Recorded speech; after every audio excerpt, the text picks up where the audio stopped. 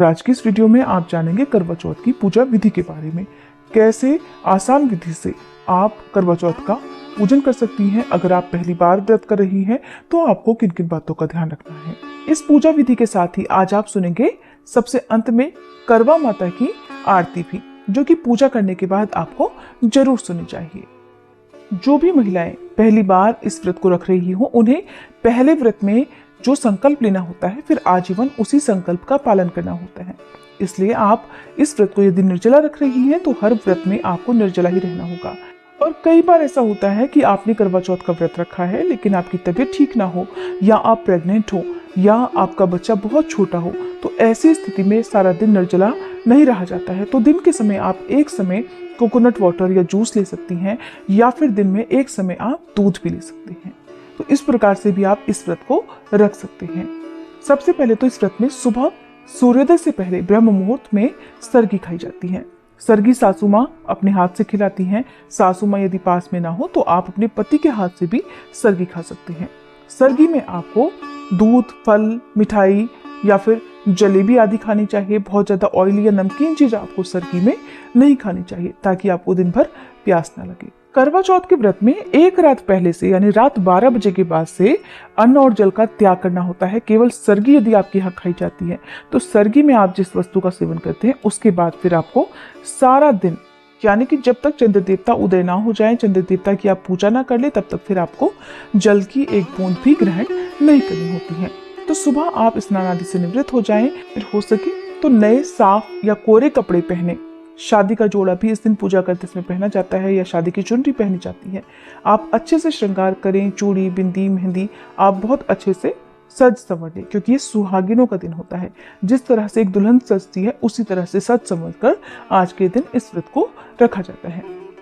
फिर सुबह आप सूर्य देवता को जल अर्पित करके फिर आप अपने घर के मंदिर में, जहां पर भी आप पूजा करती हैं, उसी मंदिर में बैठकर आप अपने हाथ में जल और पुष्प लेकर व्रत रखने का संकल्प लें। व्रत आपको जिस प्रकार से भी रखना है उसी प्रकार का आप संकल्प लें। पहली बार यदि आप व्रत रख रही हैं तो पहली बार का आप इस प्रकार से संकल्प लें कि हे करवा माता, हे गणपति भगवान, आज से मैं आजीवन करवा चौथ का व्रत रखूंगी। आपकी कृपा से मेरे पति की लंबी आयु हो, मेरे पति पर कभी किसी प्रकार का कोई भी संकट, कोई दुख ना आए, और मेरे पति सदा निरोगी और स्वस्थ रहें। इस प्रकार से आप फिर संकल्पित जल को भगवान गणेश के चरणों में अर्पित करके अपना व्रत प्रारंभ करें। सुबह की पूजा आप बिल्कुल नॉर्मली भी कर सकते हैं। आपके पास यदि समय हो तो आप सुबह के समय भी करवा माता की आरती कर सकते हैं। गणेश भगवान जी की आरती जरूर करें। फिर आप दिन भर व्रत रखें। करवा चौथ का जो व्रत होता है, इसमें जो पूजा होती है, देखिए अलग अलग समय पर पूजा की जाती है। बहुत सी जगह पर दोपहर के समय पूजा की जाती है, और दोपहर के समय ही व्रत की कथा पढ़ी या सुनी जाती है। और बहुत सी जगह पर शाम को, जिस समय चंद्रोदय होने वाले हो, उससे 1-1.5 घंटे पहले जो भी पूजा होती है, मुख्य पूजा होती है, जिसमें आपको करवा माता की विधि विधान से पूजा करनी होती है या भोग लगाना होता है, वो रात के समय की जाती है। तो आपके यहाँ पर जिस समय भी पूजा होती हो, आप उस समय पूजा की तैयारी करें। तो करवा माता की पूजा करने के लिए आपको चाहिए एक साफ चौकी, और जो भी सामग्री है उसके अलग से वीडियो हमारे चैनल पर अपलोडेड है, आप चाहें तो उस वीडियो को देख सकते हैं। तो करवा माता की पूजा करने के लिए फिर आप सबसे पहले चौकी पर लाल कपड़ा बिछाएं, गंगा जल छिड़कें, और उसके बाद सबसे पहले गणेश जी की प्रतिमा स्थापित करें। फिर जो भी करवा माता का पोस्टर या कैलेंडर आपके पास है उसे आप दीवार में अच्छे से टांग लें, अच्छे से चिपका दें, क्योंकि करवा माता के जो पोस्टर होता है उसी में ही सभी देवी देवताओं का, जैसे पूरे शिव परिवार का फोटो बना होता है। आप अलग से गणपति भगवान की यदि स्थापना नहीं करना चाहें तो अलग से ना भी करें, उसी में आप सभी का पूजन विधि विधान से कर सकते हैं। आपने बायने में जिस भी सामग्री को देना है उसकी भी आप पूजा करें। तो बायने की जो भी सामग्री है उसे भी आप साथ में पूजन सामग्री के साथ रखें। श्रृंगार की सामग्री करवा माता को अर्पित की जाती है, जिसमें से प्रसाद रूप में, आशीर्वाद रूप में कुछ सामग्री का प्रयोग आप खुद कर सकते हैं, और बाकी का सामान जो भी आपने पूजा में रखा है उसका आप दान कर सकते हैं।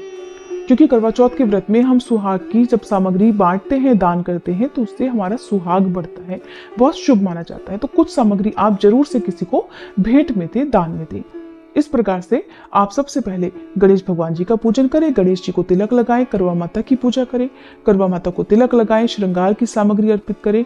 करवा माता का जो पोस्टर होता है उसमें जितने भी पिक्चर्स में बने होते हैं, देवी देवता, सूर्य देवता, चंद्र देवता, या जो भी पोस्टर में बने होते हैं, उन सभी का आपको पूजन करना होता है। जो कथा जहाँ पर लिखी होती है वहां पर भी बहुत सारी पिक्चर्स बनी होती हैं।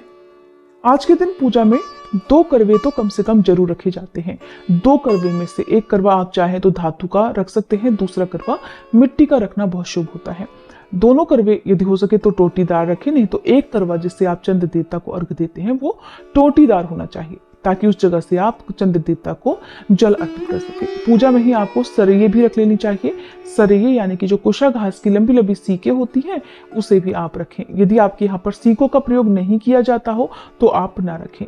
करवों की भी पूजा हमें करनी होती है और करवे के मुंह पर पूजा के लिए आप सबसे पहले मौली कलावा बांधें। सजे हुए पहले से ही डेकोरेटेड करवे यदि आपके पास हैं जिनमें स्वास्तिक बना होता है तो आप अलग से स्वास्तिक ना बनाएं, और अगर आपके पास बिल्कुल सादा करवे हैं तो उन पर आप स्वास्तिक बनाएं और फिर 13-13 बिंदियां दोनों करवों पर आपको रोली से लगानी होती है या सिंदूर से भी आप लगा सकते हैं। इस प्रकार से आपने करवे का पूजन किया। अब जो 2 करवे हैं जिनमें आपको एक करवे में जल भरकर रखना है जो टोटी वाला है, इसी से हम रात को चंद्र देवता को अर्घ देते हैं। कुछ जगह पर ये जो जल होता है इसका अर्घ, जहां पर दोपहर के समय पूजा की जाती है वहां पर डूबते हुए सूरज देवता को भी इसका अर्घ दे दिया जाता है। अगर आपके यहाँ ऐसा किया जाता हो तो आप कर सकते हैं, क्योंकि हमारे यहाँ पर जो हम पूजा में जल का लोटा रखते हैं उससे चंद्र देवता को ही अर्घ दिया जाता है। तो आप ऐसा करें। फिर उसके लिए चंद्र देवता को आप अलग से अर्घ देने के लिए बाद में रात के समय लोटा रख सकते हैं।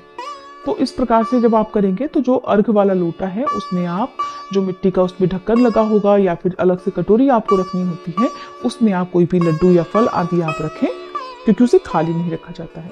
जो दूसरा करवा होता है उसमें आप अपनी सामर्थ्य के अनुसार या अपने रीति रिवाजों के अनुसार, अगर आपके घर में सासू माँ है उन्होंने पहले से व्रत रखा हुआ है तो उनसे पूछकर आपको जो सामग्री है वो भरनी चाहिए।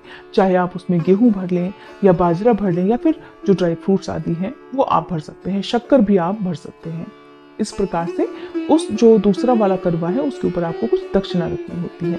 खाली करवे को कभी नहीं रखा जाता है। बाद में दक्षिणा को आप अपनी सासू माँ को बायने के साथ में जरूर दें। वैसे तो बायने के साथ में दक्षिणा रखी जाती है, तो आप ये जो दक्षिणा है इसे किसी जरूरतमंद व्यक्ति को भी दान में दे सकते हैं। इस प्रकार से आपने करवों की पूजा की। अब आपको दीपक जलाना है। दीपक जलाने के साथ ही धूप दीप जलाएं और करवा माता की, गणेश भगवान जी को आप धूप दीप दिखाएं। वैसे करवा चौथ की जो पूजा होती है उसमें बहुत सारी सुहागिन महिलाएं एक जगह पर इकट्ठी होकर, चाहे किसी एक के घर में या आसपास मंदिर में जाकर पुजारी जी के द्वारा कथा पढ़ती या सुनती हैं। कथा यदि आप किसी छोटी कन्या के मुंह से सुन रहे हैं तो आप उन्हें कुछ न कुछ उपहार जरूर दें, या कम से कम आप कुछ तो दक्षिणा उन्हें जरूर दें, क्योंकि जो आपको कथा सुनाते हैं उन्हें आप ऐसे ही विदा ना करें। और जो कथा सुनी जाती है या पढ़ी जाती है वो खाली हाथ नहीं पढ़ी जाती है। आप अपने हाथ में 13 दाने गेहूं के या फिर अक्षत के रखें, हाथ बंद करके, फिर आप कथा पढ़ें या सुने। कथा समाप्ति के बाद जो दाने हैं उन्हें आप अपनी साड़ी के पल्लू में बांध लें, और या फिर जो करवे में आपने जल भर कर रखा है उन्हीं करवे में आप इन दानों को डाल दें। इन्हें हम चंद्र देवता को रात के समय अर्घ देते समय अर्पित कर देते हैं। अब जानिए कि जो करवा चौथ के व्रत में करवे फेरे जाते हैं वो किस प्रकार से फेरे जाते हैं। अब यहाँ पर आपको एक बात ध्यान रखनी है, बहुत सी जगह पर जब करवे फेरे जाते हैं तो उसमें 2 करवे रखे जाते हैं मिट्टी के अलग से, जिनमें आपको या तो दोनों में ही ड्राई फ्रूट्स या जो भी ज्वार बाजरा आदि है या अक्षत है वो भर कर रखने होते हैं, खील बताशे आप रख सकते हैं। और कुछ लोग एक करवे में तो केवल जल भर कर रखते हैं जो कि माता पार्वती का होता है, दूसरा जिसमें आपने ड्राई फ्रूट्स या जो अक्षत भर कर रखे होते हैं वो आपका होता है। तो माता पार्वती से ये करवे बदले जाते हैं, और जब वो करवा आखिरी बार में हमें मिल जाता है तो उसी करवे से चंद्र देवता को अर्घ दिया जाता है। तो आप सबसे पहले करवा माता को प्रणाम करें, करवों को प्रणाम करें, फिर आप इस प्रकार से क्रॉस हैंड्स करके वो दोनों करवों को आपस में एक जगह से दूसरी जगह पर इस प्रकार से रख दें। ध्यान रखें जिस जगह पर भी आपको करवा फेरना है उस जगह पर आप थोड़े थोड़े से अक्षत जरूर रखें। आपको 7 बार इस प्रकार से अपने जो करवे हैं वो फेरने होते हैं। हर बार करवा फेरते इसमें आपको कहना है दे सुहागन दे करवा, ले सुहागन ले करवा। और जब आप 7वीं बार करवा बदल रहे होते हैं उस समय आपको सिर्फ कहना है दे सुहागन दे करवा। और इस प्रकार से जो माता पार्वती वाला करवा है वो आपको मिल जाता है। उसी अर्घ वाले लोटे से आपको चंद्र देवता को अर्घ देना होता है। करवे फेरने के बाद आप हाथ जोड़कर पूजा में हुई गलतियों के लिए या व्रत रखते समय यदि आपने कोई भी गलती कर दी हो, कोई भी आपने क्रोध किया हुआ हो, उसके लिए आप कर्मा माता से, गणेश भगवान जी से क्षमा प्रार्थना जरूर करें। इस प्रकार से आपकी पूजा हो जाती है। फिर आपने चंद्र देवता को अर्घ देना है। ध्यान रखें, अर्घ देने वाली जो भी सामग्री है उसका पूजन भी आपको शुरुआत में ही कर लेना है। जिस समय आप बायने की जो भी सामग्री है उसका पूजन कर रहे हो, सभी की शुद्धि करना जरूरी होता है। अब चंद्र देवता को अर्घ देने के लिए जहां पर भी आपको चंद्र देवता दिखाई देते हो, आप अपने घर की छत पर, बालकनी में, खिड़की आदि के पास जाएं और वहां पर अर्घ देने वाली जो सामग्री है उसे आप एक थाली में सजाकर लेकर जाएं।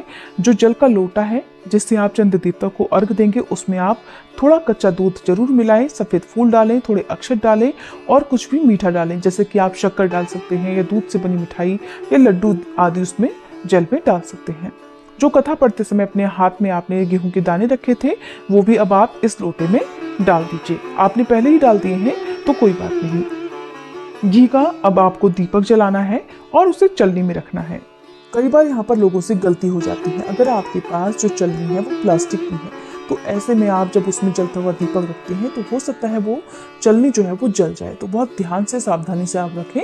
आप स्टील की या धातु की जो भी चलनी आती हो उसका प्रयोग पूजा में कर सकते हैं। बहुत से लोग शाम के समय ही या दिन के समय ही जिस जगह पर चंद्र देवता को अर्घ देना होता है वहां पर गोलाई में गेरू से लीप लेते हैं और उस जगह पर स्वास्तिक बना लेते हैं या वहां पर भी छोटी सी रंगोली बना लेते हैं। उसके बाद चंद्र देवता को अर्घ दिया जाता है।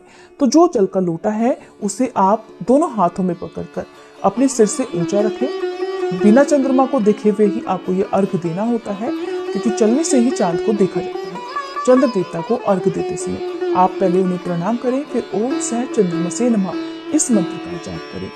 अर्घ देते समय जो जल की धार है वो टूटे ना, यानी आप हाथ बीच में ना रोकें। और बहुत सी जगह पर जो टोटी होती है वहां पर सरैये लगा दी जाती हैं, सीके लगा दी जाती है। तो आप जब चंद्र देवता को अर्घ देते हैं तो अर्घ देते समय वो धार गिराते समय ही एक एक करके वो सीके निकाल कर धरती पर गिराते जाएं और अर्घ देते जाएं। जब आप चंद्र देवता को अर्घ दे चुके हो उसके बाद अपनी ही जगह पर खड़े होकर आपको 3 बार परिक्रमा करनी है। मन मन चंद्र देवता का ध्यान करके चंद्र देवता से अपने पति और अपने परिवारजनों की खुशहाली के लिए, उनके लंबे जीवन के लिए आपको और खास तौर पर अपने पति के दीर्घायु के लिए प्रार्थना करनी चाहिए। फिर आप चलनी में दीपक रखकर 7 बार पहले चंद्र देवता को और उसी चलनी से आप अपने पति का चेहरा देखेंगे। इतना करने के बाद आपको चंद्र देवता की आरती उतारनी है। आप दीपक घुमाकर चंद्र देवता की आरती उतारें, चंद्र देवता को पुष्प अर्पित करें। जो भी भोग आदि है, मिठाई है, वो चंद्र देवता को अर्पित करें। उसके बाद अपने पति को आप सबसे पहले मिठाई खिलाएं या जो फल है वो खिलाएं। जो पकवान आपके यहाँ पर बनाया जाता हो, भोग लगाया जाता हो, उसे आप पहले पति को खिलाएं, पति को जल पिलाएं। फिर पति के हाथों से जल पीकर आप अपना व्रत खोलें, मिठाई खाकर अपना व्रत खोलें। अपने पति के पैर छूकर उनका आशीर्वाद लें। अपने परिवार में जितने भी बड़े लोग हैं उन सभी का पैर छूकर आशीर्वाद लें। उसके बाद शुद्ध सात्विक भोजन करके आप अपना उपवास प्रॉपरली खोल सकते हैं। जो भी सरैया आपने प्रयोग किए हुए हैं या जो मिट्टी के करवे हैं उनका क्या किया जाता है, इसकी अलग से वीडियो हमारे चैनल पर अपलोडेड है। अगर ये जानकारी आपको अच्छी लगी हो तो वीडियो को लाइक जरूर कीजिएगा।